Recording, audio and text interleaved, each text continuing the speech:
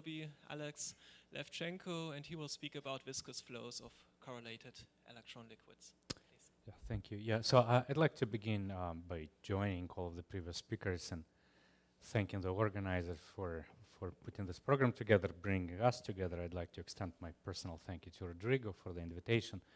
I haven't missed a single talk, and I decided not to miss this one today as well.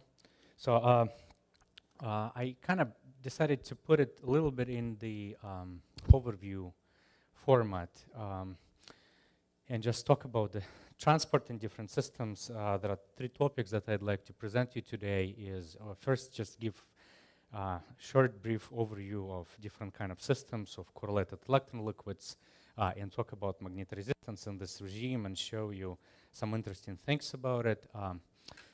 Then I'll show you examples of the transport phenomenon in bilayer systems. So let's say a bilayer system of two quantum wells, two-dimensional electron gases, and I'll specifically discuss the physics of the Coolant Drug and give you an extended overview of this field and cover drag in the crossover regime from the collisionless to collision-dominated transport. I'll say a few words about magnetar and Hall drag, and then if time permits, I'll talk about some of the more recent work about the drag between the bilayers of the half-filled Landau level in the HRL picture of composite fermions. I mean, this is a very old topic, but in last couple of years or so, it kind of ignited a renewed interest. So I'll present that and develop some hydrodynamic description of the transport in that regime. All right, so most of the things that I've learned about this 2D correlated electron liquids are presented in this nice review article. They reviewed a wealth of experimental data over the many decades. So if you have an interest, I really encourage you to take a look. Roughly speaking, so the important parameter for me would be the strength of electron-electron interaction. One of the ways to define it is to introduce this parameter Rs in the theory of electron gas. We call it electron gas parameter, which is the ratio between typical Coulomb energy to kinetic energy. This parameter is really never small, but depending on density and let's say depending on the device, it could be actually very large. It could be much larger than 1. Theoretical estimates suggest that when it becomes of the order of 40 or something like that, electron system crystallizes into dimensional and forms two-dimensional Wigner crystal. So I will concentrate in a regime when Rs is larger than 1, but smaller than that critical value when electrons become a crystal-like. So I will call it electron liquid or Hall liquid. And in this regime, there are a few relevant energy scales. So if you allow Rs to be a parameter, then you have Fermi energy as usual, plasma frequency, which is a square root of Rs times the Fermi energy, and interaction energy, which is Rs times E Fermi. And there are a few phases that people discussed, starting from Fermi liquid. And by the way, I mean, at strong interactions, necessarily that will have a Fermi liquid. It could be something else in principle. And so Boris and Steven, they predicted that in this intermediate regime, there are different kind of phases that can occur, and they call them microemulsion phases. So for the sake of the transport, the microscopic details will be not so much important for me. Hydrodynamics doesn't really care about that. So my goal would be to try to convince you that there is a parameter range when one can think that these electrons flow hydrodynamically, and we need to think when this applies. Yes, important thing that I'd like to concentrate that this two-dimensional system, they exhibit metal to insulator transition. As you vary the concentration of carriers and the lower the temperature, the resistance of some of the samples goes up. As you lower the temperature, they become insulating. There are some critical region, but there are some other samples that go metallic. And I would like to concentrate on this metallic side of this metal insulator transition and show you that there is some universality in the resistance versus temperature plots. And these are resistivity versus temperature for 4 different systems, 2D holes in silicon germanium, gallium arsenide, silicon MOSFETs. This I forgot. So I didn't put the references to every specific experiment as I took those plots from this review article. So you can check it out from there, and all of the references are. So this resistivity at low temperatures kind of rises, typically linearly with temperature. In many cases, it reaches the maximum and then decays, and it rises again at higher temperature. And an attempt to explain this non-monotonic behavior, let's say in this case with electron-phonon interaction doesn't really give you anything very good and promising with very honest estimates. They just really underestimate the value of resistivity. So I'd like to give you some, maybe not to explain by number these experiments, but give you a compelling reasons that resistivity can be monotonic based on the purely electronic mechanism. So I'll just discuss just in electrons, and that would be sufficient to show that resistivity could be non-monotonic. So that is my goal. All right, so hydrodynamics versus kinetics. So in solid state, when it makes sense to talk about electrons as being water in a cup, when we can describe this liquid hydrodynamically. For solid state, it is very rare because hydrodynamics relies on locally conserved quantities. So we need momentum conservation and energy conservation. Electron impurity scattering degrades electronic momentum. Electron phonon scattering or electron anything else scattering degrades both electron momentum and energy. So it means that in order to be able to talk about hydrodynamics, we need to be in a regime when electron-electron collisions are so strong that electrons locally equilibrate fast on faster time scales and on shorter length scales than other scales at which this momentum and energy relaxes. And usually it is very difficult to satisfy in many of the systems, but in recent years with graphene hexagonal boron nitride with some purified other two-dimensional systems, there are compelling evidence that we are actually reaching this regime, and there are some very counterintuitive transfer effects that occur. So this is something that I'd like to assume. These ideas are not new. They've been put forward a really long time ago by Gurji in '68, and a few years after that, there is a review article on that. So he described these transport regimes, but it took like 40 years to get to the point to actually see them in an experiment. Now, in kinetics, what we usually do is that theoretically, we need to compute some scattering rates, relate them to this microscopic length scales of electron impurity or electron phonon scattering, and then expand activities in terms of those microscopic length scales. Hydrodynamic takes entirely different philosophical approaches. Assume that you already know kinetic coefficients of the liquid. Let's say somebody gives you what is viscosity, somebody gives you what is thermal conductivity, and then your goal is to try to express some other transport coefficient of interest in terms of those ingredients. Within hydrodynamics, you cannot compute them. They are assumed to be known, but then the goal is to express them. So I'll show you that in the case of the resistivity, it's indeed possible to describe resistivity in terms of pristine kinetic coefficients of the liquid as thermal conductivity, viscosity, and etc. And we'll make some estimates assuming the Fermi liquid behavior of those coefficients. All right, so let's consider the following situation. Let's consider a 2D system that lies on the very smooth long scale and homogeneous potential. There are ups and downs. I'll give you a specific model, which will be just a doping layer model. You can assume that there are two-dimensional system and then another randomly distributed charges that creates a random potential. I would like to assume that the length scales of this randomness is much larger than anything else, in particular much larger than the microscopic length scale at which electrons equilibrate. Okay, so in this regime, write down just a generic Navier-Stokes equations for the system. So we have just a continuity equation, Navier-Stokes equation. This gradient of U contains both Coulomb pressure and pressure related to the state of the electron liquid. I don't know that in general for the strongly correlated system, interacting system, but this will be not so an obstacle for us. And then, of course, the last is just an entropy production equation in the flow of the system.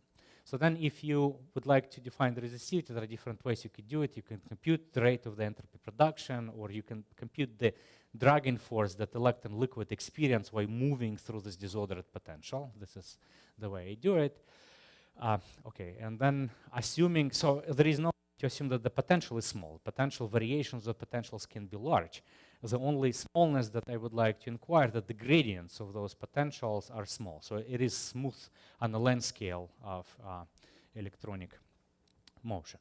So there are some few pieces of algebra that you can work out through this equations to arrive at the expressions for the resistivity. So you assume that electron liquid moves. Resistivity would be force experienced by electron liquid divided by the drift velocity of times density times charge. This is your resistivity, and you can relate it. And I do this computation also in the presence of weak magnetic field. So you can bring it to this form. It contains three terms. First two terms, they are independent of magnetic field. First of them is inversely proportional to the thermal conductivity of electron liquid. It's related to the entropy production.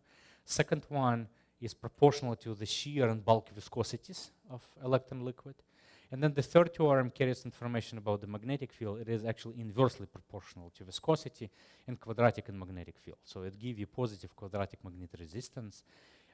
So this is very general result. In terms of the interaction strengths, it is in some sense non-perturbative. So if you are able to compute whatever the thermal conductivities and viscosities are, that is your answer. The only smallness that I assumed in this derivation is the smallness and variation of the disorder potential. So now, in order to make some concrete predictions, we need to specify the model of this random potential. So we need to do this averaging of the disorder potential, and then the rest is follows. And the temperature dependence is hidden in the temperature dependence of all of those kinetic coefficients. Now, I'd like to make one comment that, in principle, you can tell me that, well, in magnetic field, kinetic coefficients themselves depend on magnetic field. So you can open up Landau-Lifshitz, and I will tell you that in the weak field, there is a correction to viscosity that is at weak field proportional to omega c tau square. So then it means that if you take this correction and plug it in the expression for the viscosity itself, you'll get also magnetic resistance, which is negative.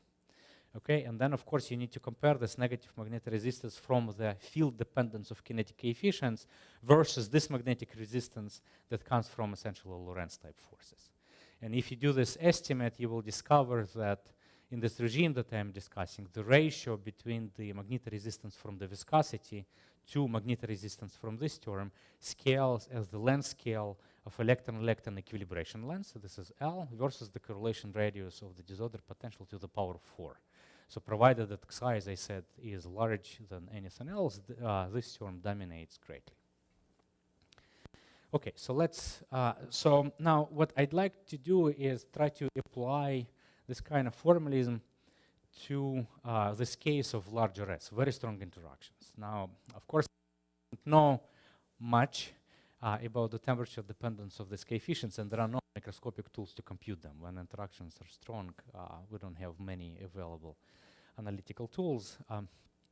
But let's kind of rely on this experiment from Jim Eisenstein, who've done the tunneling and measurements of the lifetime of quasi-particles in this gallium arsenide quantum wells at rest at 11. And he argued that despite of very strong interactions, this lifetime still seems to follow Fermi liquid-like quadratic temperature dependence. So for the sake of the estimate, let's assume that this is the case. So if I take it as a working assumption, then I can just, from usual kinetic theory, estimate temperature dependence for the thermal conductivity and viscosity, right? So electron-electron mean free path is proportional to a rate of electron collisions, which is scales as 1 over temperature squared, and the specific heat is proportional to temperature. So this is up to some logarithmic corrections is 1 over temperature. And viscosity, by the same line of arguments, is 1 over the temperature squared. And again, for simplicity, let's assume this model of randomly uncorrelated dopants that create this random potential. So this correlation function enters into this expression, and then we insert thermal conductivities here and viscosity here. Okay, so then you do that for all of these terms up to some number. The term that you would get from the thermal conductivity part, this term you would get from the viscosity part, and this part you would get from the magnetic field dependent part. So, so the one important question is above which temperature should we assume that hydrodynamic works? And so, as I said, an important condition at this mean free path, this LEE, or I don't have LE, but LE, which is itself a temperature dependent quantity, should be much smaller than this other length scale in the problem, which is, for this particular example, is the scale of this inhomogeneous, length scales of this inhomogeneous potential, which is D, the screening radius. So L should be much smaller than D. And then if you assume Fermi liquid expressions for LE, an estimate that the temperature should be much greater than E Fermi divided by K Fermi D square root. So this temperature T1. So if I go back to this experimental slides, this approach that I show you right now doesn't apply at low temperature. I need to do something else. But once the temperature goes up, this is where hydrodynamics starts to kick in. I'd like to argue that this estimate T1 is roughly speaking where this maximum occurs. Now this other temperature T2 that I introduced here, E Fermi divided by the cubic root, is a temperature at which these two contributions becomes of the same order. Okay, so and if you try to plot this temperature dependence, it's actually non-monotonic. It first goes down, but then it reaches up, and this is because of the competition of these two terms. And roughly speaking, then if you add that I cannot capture by the hydrodynamic description, roughly speaking, it tells you that there is indeed a non-monotonic resistance as a function of temperature, and the higher temperature tail of that behavior is described by the hydrodynamic theory. And you can also estimate the ratio between the value of the resistance as this maximum and this little valley when it goes down. So we have a parameter that controls this. And it's actually not so bad in terms of numbers if you try to compare this for all of these experiments that I've showed you earlier. Okay. All right, so now I kind of want to extend all of these ideas now not just to one system, but interactively coupled systems. And this brings us to this field of the Coolant Drug. By itself, it's very old. It was pioneered by Pogrebinski in '77 and another work by Price in '83. They're entirely independent if you look at these papers. So the idea is this. Typically in solids, electron scatters of everything, disorder phonons, magnons, and etc. And the proposal was to design the experiment that would allow measurement of the rate of just electron-electron collisions. And to do that, Pogrebinski suggested separating two electron systems. So let's say we have two quantum wells separated by an insulator. And then we consider a scattering process of electron on one system versus electron on the other system, and we do a non-local measurement. So we drive the current in one circuit, and we measure non-locally induced voltage in the other circuit. And we define the quantity, which is a drag resistance, which is this induced drag voltage, versus the drive current in other systems. The systems are electrically decoupled, so there is no tunneling between them. So it's purely driven by interlayer electron-electron collisions. So this type of experiments been done on a wealth of different systems. Originally in two-dimensional electron systems, then in quantum wires, trying to access the Levchenko liquid behavior and point contacts and H states of the quantum Hall effect. This drag resistance is typically measured as a function of temperature, layer separation, intralayer density, or density mismatch if you can independently control these densities, and magnetic field that could be applied either perpendicular to the sample or in-plane magnetic field. And again, if you're kind of interested about some reviews of all of the work, it's kind of interesting that it was proposed just as a suggestion for some experiment, but over the decades, this proposal actually grew an independent and quite interesting field on its own, and there are a lot of works on Coolant Drug that have been done over the past 30 years or so. All right, so I will first summarize some experimental facts which have been accumulated over the span of 25 years or something, and then I'll try to give a very broad picture of how this drug depends on all kinds of things, temperatures and densities and etc. So the first experiment was done in the group by Jim Eisenstein, '91. And that's example of this quantum well. So he considered this bilayer system in gallium arsenide. So the thickness of this quantum wells, B, is of the order of a few hundred angstroms. In that specific experiment, he had 3 samples with layer separation. So the thickness of this insulating layer that separates these 2 quantum wells, 175 angstroms, I believe 250 and 500 angstroms. This is typical density, mobility at those early samples. And again, having this input, you can estimate what is RS parameter for this to the system, and it's roughly 1. So I would call it weakly correlated by layers. So Alan McDonald at that time already computed what the drug resistivity should be in this case, and it can be cast in the formula in this form that should really remind you just the Drude formula for resistivity, with the only difference of this object tau d.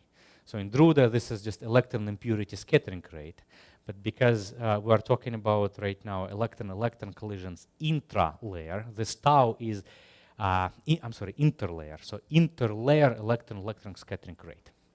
And so Alan computed this. It scales quadratically with temperature.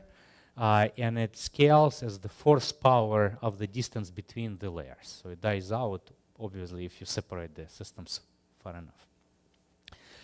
So let me give you 3 different ways to understand this quadratic temperature dependence, and also give you some estimates why it should fall as 1 over distance to the power 4, a different level of complexity. First argument is kind of trivial, usual for Fermi systems. So if I consider a very small temperature, much smaller than Fermi energy, then the states that are available for me for transport are within the energy bandwidth of temperature itself. This is how we make an argument that specific heat is linear in temperature. But now I need to take some electrons in one layer and scatter by some electrons in the other layer.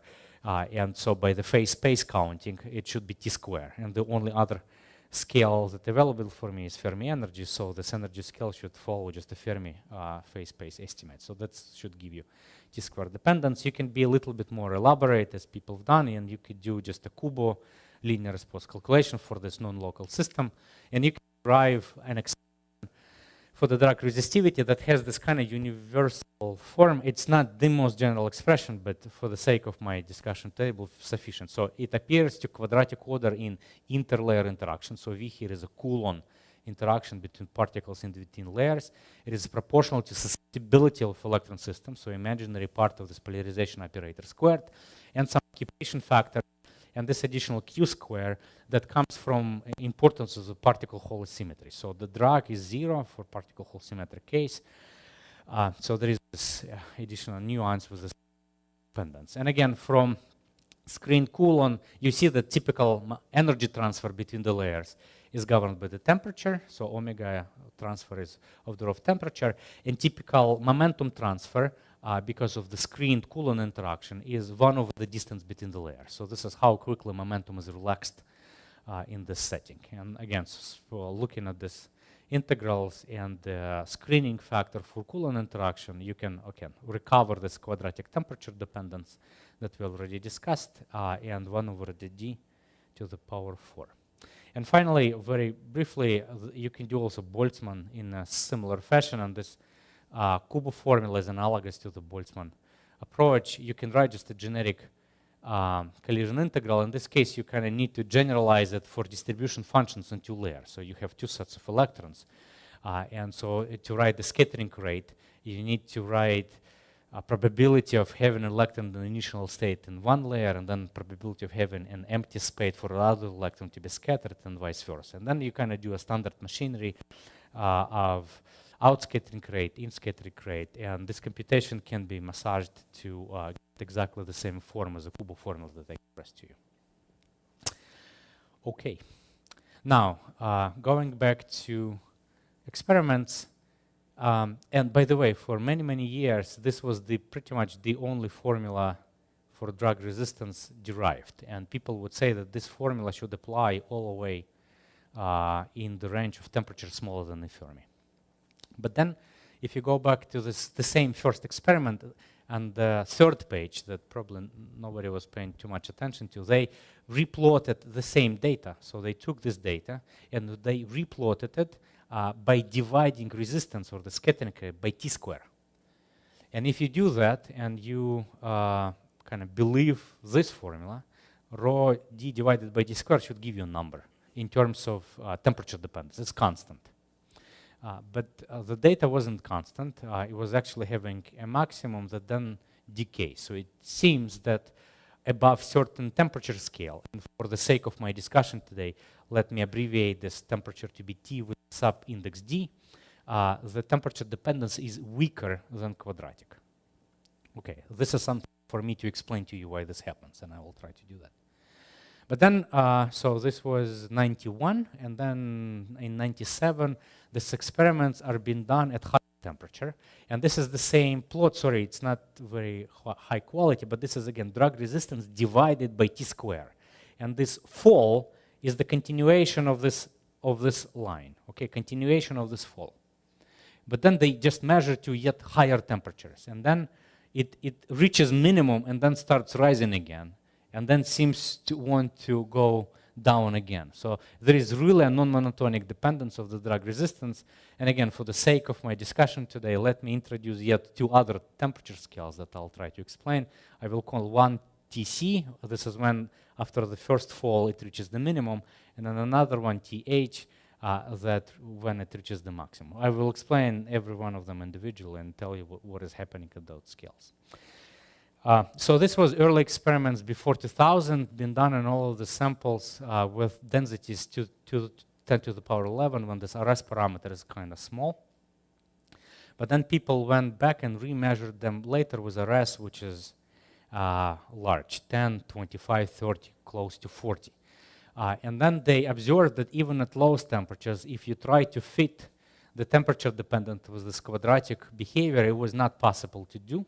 And furthermore, if you look at the scale of the drug, so you need to pay attention to the unit. So for example, in this very first experiment, we had milliohms per square in these early samples. And here, this is kiloohms per square. So this is 1,000 times larger effect when RS is big. So it was very puzzling to explain it. So it's a big number. And mobility has been higher. This system has been at very low densities. And very pure. And finally, just one thing to allude that there are some things that are related to hydrodynamics is this measurement of resistivity in the in-plane field. And so upper plot shows resistivity as a function of magnetic field, just a single layer. And this shows non-local drug resistivity. And they follow the same trend, you see? But there are no reasons why resistivity of systems should behave the same way as non-local resistivity of the two systems, because in general they are governed by very different scattering mechanism, unless there is one unifying mechanism that combines them. All right, so kind of summary of this experiments that we'll try to explain. So the drug resistance in low density samples in 1 or 2 orders of magnitude higher than expected in the basis of the Fermi liquid. It seems that there is not just a simple quadratic temperature dependent, there are different crossovers, more complicated one. Okay, magnetic field dependence, and yeah, so the data suggests multiple crossovers. So I will define what these temperatures are. I'll give you an answer, and then I'll kind of go back to explain what this answer is. So the first scale that I promised to you, TD, is the scale which I call the particle Hall crossover scale. So if you take Mahan many-body theory book and you look at the polarization operator for electron gas, it has a property that imaginary part of that polarization operator vanishes at frequencies that are higher than V Fermi Q. So the plot is like that. So if you have Q here and omega here, there is a line with a slope V Fermi. So the spectral weight sit everywhere here and is just zero everywhere above this line. So then if you take that the typical energy transfer, omega is temperature as we discussed, and typical momentum transfer between the layers is 1 over the distance, then you will get an estimate for the temperature. So let's multiply by K Fermi, divide by K Fermi. So K Fermi, V Fermi is E Fermi. So there is a scale which is E Fermi divided by K Fermi D. This is the first scale that defines the contribution to the drug coming from the particle Hall continuum. Okay? Second scale is when the intralayer, so there are different kinds of interactions. There is interlayer Coulomb interaction, but there are intralayer collisions that equilibrate the liquid. So when intralayer collisions, the mean free path due to the electron-electron collisions intralayer becomes comparable to the distance between the layers. This is the distance that transfer momentum, so this is degradation of the momentum. Give you another estimate for the temperature scale that I call a collision-dominated regime. This is the regime when you need to worry about strong interlayer interactions. They scale as a quartic root of this K Fermi D. I'm sorry, quadratic square root of the K Fermi D. And the last one is when the Plasmon frequency at the momentum of 1 over d, that is corresponding momentum of transfer between the layers, becomes comparable to the width of the single particle lifetime. I will explain why this is important in a second. This gives you a third scale that defines when plasmons become hydrodynamic. So one of the, I'll show you that plasmons also contribute to the drag. So there are 3 scales, and I'll try to explain you that the crossover from this collisionless to hydrodynamic regimes occurs at temperatures that are smaller than the plasma frequency, larger than this plasma frequency and smaller than this hydrodynamic temperature scale. Okay, so the temperature dependence should look like this. At very low temperatures, it indeed should be quadratic from this Fermi-Gordon estimate up to this temperature Td. Then it crosses over to a linear temperature dependence, and this should explain you that if I divide rho by t squared, it should go down. Then this proceeds up to the scale Tc when collision-dominated regime kicks in. So inside of this corner, drag is dominated by the particle-Hall continuum, so particle-Hall excitations. But once you go away from that corner, drag is dominated by the plasmons. So then there is a crossover to the cubic temperature dependence. It reaches the maximum and then dies out again as one of the temperature. And this regime is a purely hydrodynamic regime, and it's governed by the viscosity of electron liquid in this regime. I'll show you the drag is here proportional to temperature times viscosity. Okay, so how this comes about?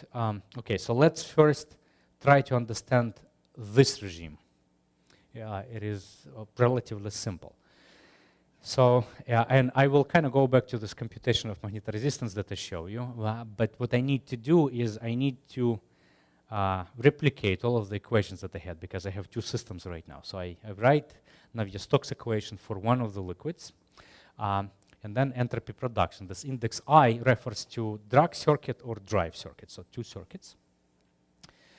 So, okay, there is a stress tensor that depends on shear bulk viscosities, and it will be convenient for me to, on the different ways you can compute drag, either within the linear response, but you can also appeal to fluctuation dissipation theorem. It's actually easier. So it will be more convenient for me to work not with just usual hydrodynamics, but hydrodynamics that includes Langevin forces. And so the stress tensor in particular will contain this Langevin forces. Those correlates to viscosity, and then the entropy production equation that contains heat fluxes will contain also Langevin forces that correlates to thermal conductivity. Okay, and so then you can recompute response function just doing usual FDT type calculation. So then what you need to do technically is the following. So this part here that contains pressure and Coulomb, as I told you, in RS that is large, I cannot even compute the equation of state, so I don't really know how pressure depends on density. But thermodynamics comes to save you. And so there are 4 parameters in this theory. There are fluctuations of velocity of electron flow, there are fluctuations of density, there are fluctuations of temperature, and there are fluctuations of entropy.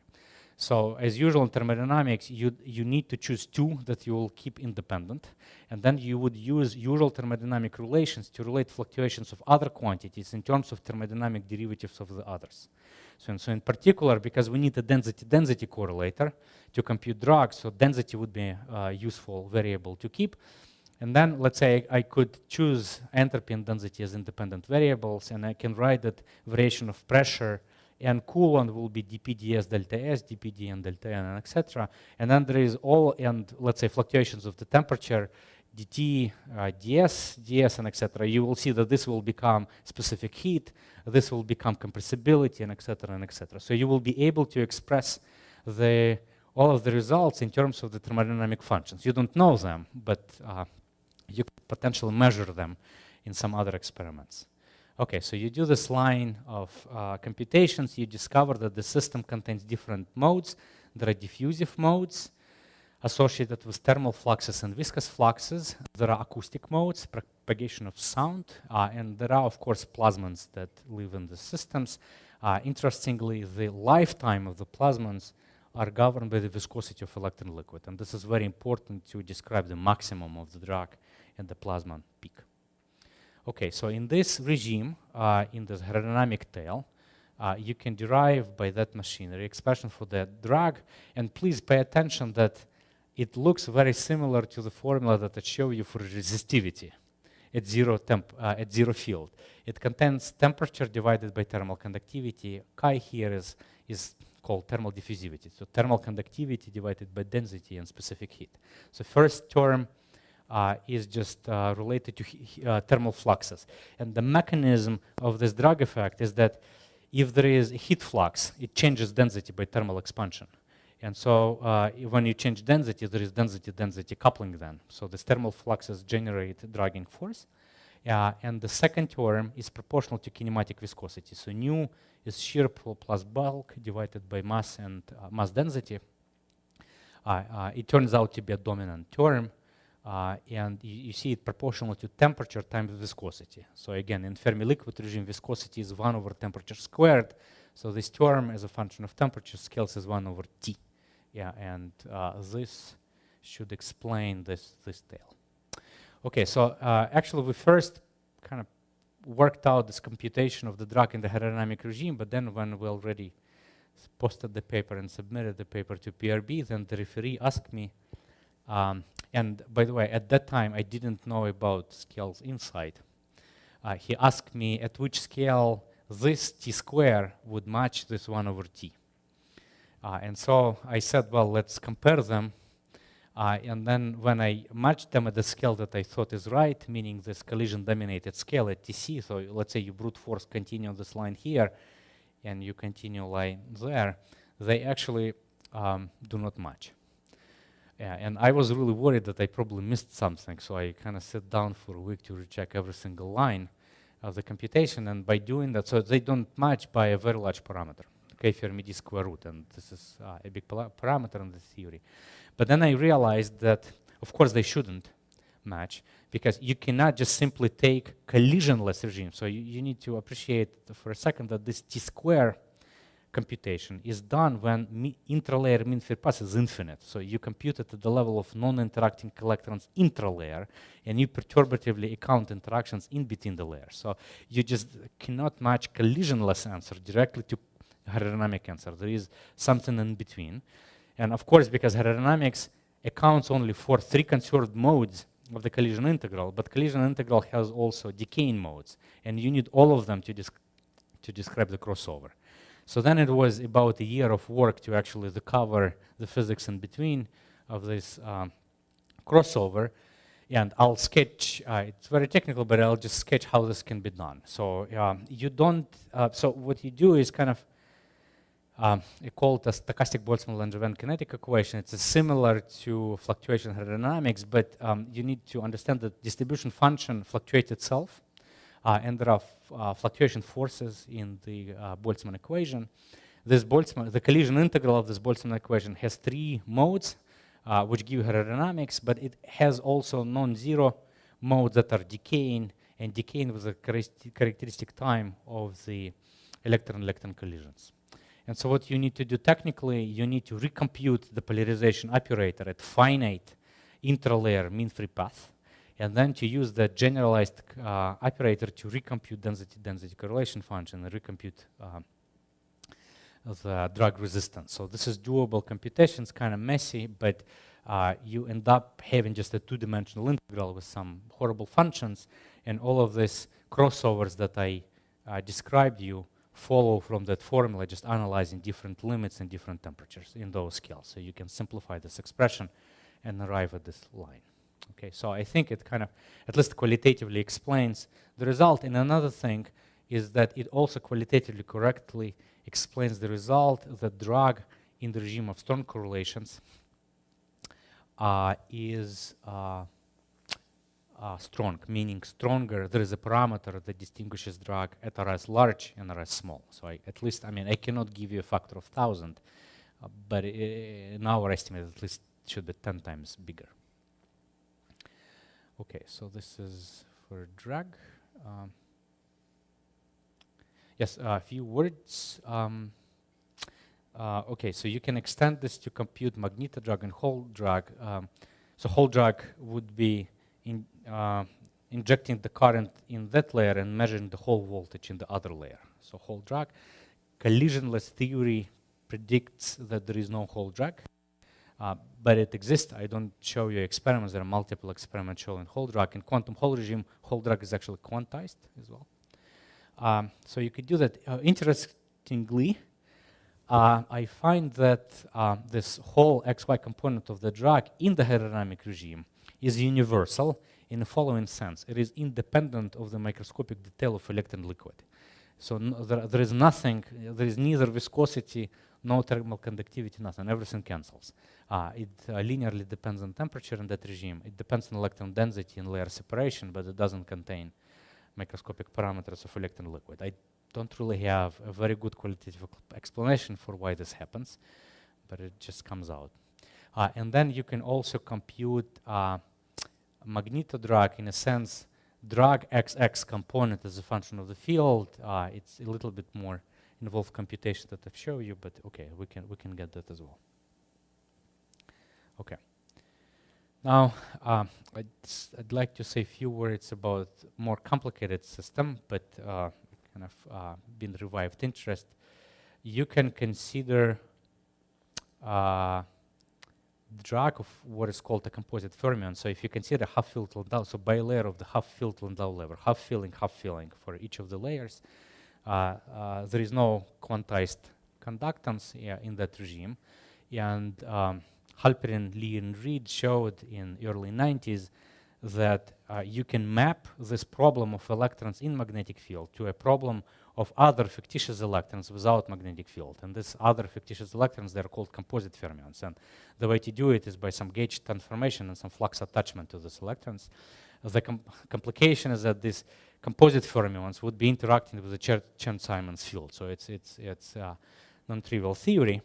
But then you could compute a lot of things in this picture of composite fermions, and a lot of computations been done. And it was an experiment by, again, Jim Eisenstein and Michael Lilly and Pfeffer West in '98, measuring drag response of this half-filling quantum Hole bilayer. Okay, so what they found, the temperature dependence is really not Fermi liquid-like. It is not quadratic in temperature. And they also observed a very puzzling indication of some kind of saturation of drag at lowest temperatures. And around the same time, Edelstein and Idou-Sishkin, they computed the drag. I'll show you in the next slide how this works. Computed the drag in this picture of composite fermions. And they found that at least at lowest temperatures, drag should follow power law temperature dependence. The power law is 4/3. And this very unconventional power exponent comes from the fact that polarization operator of this composite fermions is not, it's kind of diffusive-like, but it has the very unconventional Q dependence and omega dependence. So diffusive pole will be Q squared minus I omega. Here it is Q cube psi omega. It comes from the Landau damping and Landau diamagnetic response in this regime. Again, I'll show you this slide in a second. So it's very strong in magnitude and very unconventional temperature dependence. And so this is black line is an experiment, and this dashed and dotted line are theory with some different parameters. And so they kind of claim that this theory could not explain the experiment. Okay. Then there was another experiment a couple of years after that, Van Klittink doing the same. So it's again one half quantum Hole bilayer, but in this experiment they had more bilayers with different spacings. And they observed, so pay attention to this temperature dependence, that they observed that if you make separation larger and larger, it seems, at least by the eye, that the temperature dependence changes qualitatively, the curvature changes. And it seems to suggest, and this experiment seems to suggest that for larger separation, so dots correspond to layer separation, which is 140 nanometers, so wider gap between them. The power exponent of the temperature dependence is sublinear. Okay, that's what I'd like to say. And I'd like to provide kind of an argument why this could happen, that to get a sublinear temperature dependence. And this could be understood, I think, from the fact that these composite fermions interact with this gauge field. This gauge field gives them interlayer mean-free path. And if this mean-free path becomes short compared to the scale at which momentum is degraded, this becomes a collision-dominated regime, and you cannot compute drag in a way Ido and eddy computed, and you need a bit of refined theory. So let me show you how computation was done by Eddy and Ido.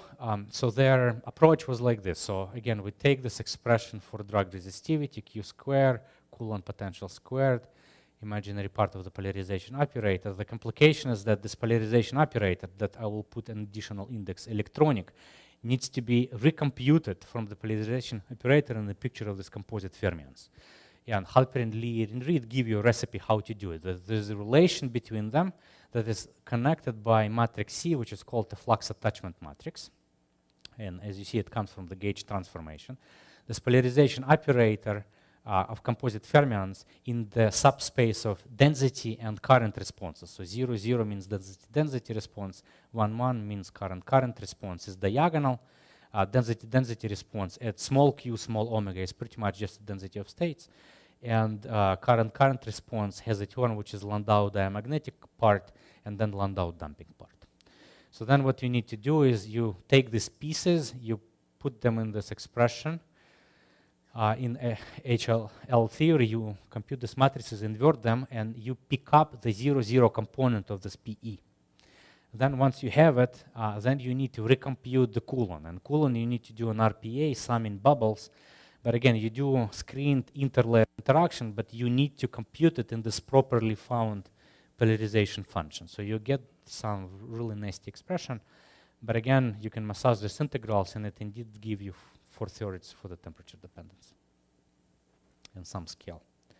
Okay, now at this point, you need to ask yourself a question, until which temperature this works.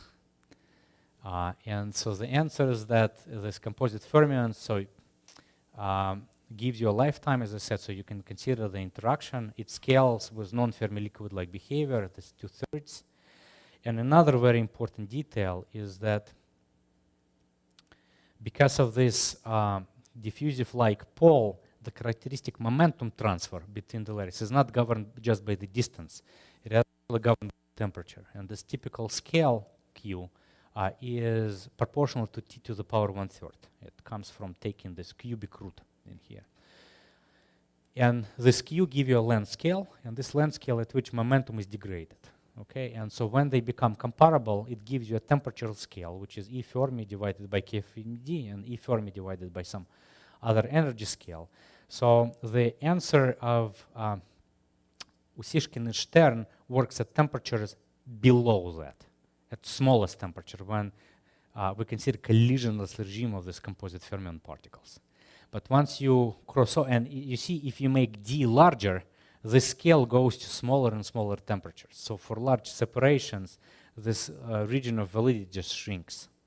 But then if you overcome this energy scale, something else happens, and it's a bit more involved, but I'll just give you a final answer, that it crosses over to indeed a sublinear dependence, which happens to be 1/3. So this drag in this collision-dominated regime of composite fermions scales as T to the power 1/3 and 1 over distance to the power 4. Okay. So I finished. I'd like to say a few words of gratitude to my collaborators. So Stas, my former postdoc, and Hongyi, my current postdoc, worked in different pieces. Stas worked on this hydrodynamic tail of drug. Hongyi helped with magnetic resistance calculations. Crossover was worked out together with Anton Andreev and his former student Wei Chen. And this last part on this composite fermion computation was done with Avishkar and Richard. And I'd like to thank you for listening.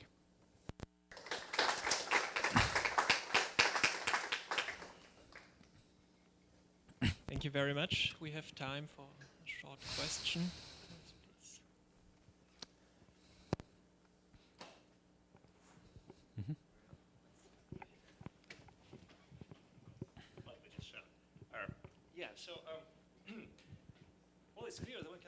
evaluate the drug resistivity by using perturbation theory and calculating Haslama-Larkin type of diagrams. Correct. Yeah. Right. On the other hand, there are things as this hypothetical finite locking between the ground states and Yes. the long discussed possibility Yes. of the ideal drug at Yes. lowest temperatures. Right.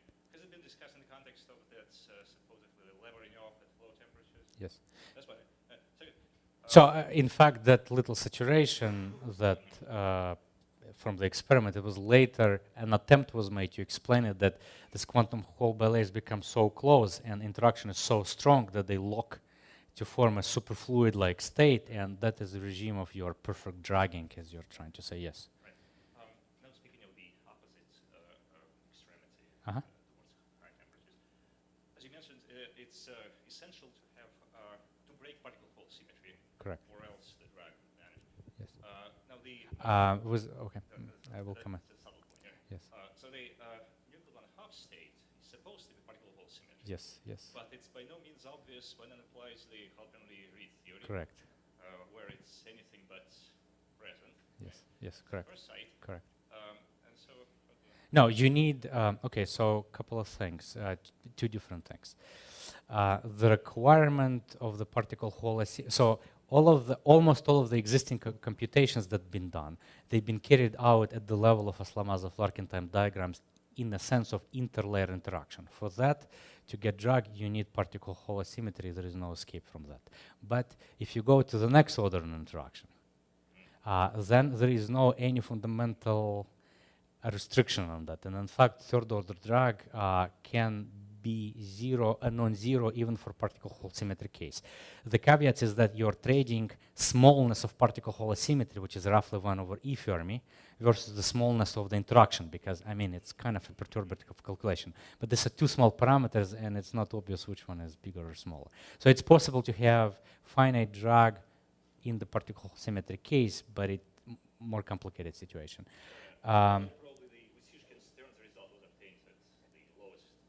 Correct. Yes, yes, yes. It was Aslamazov-Larkin level. Yes.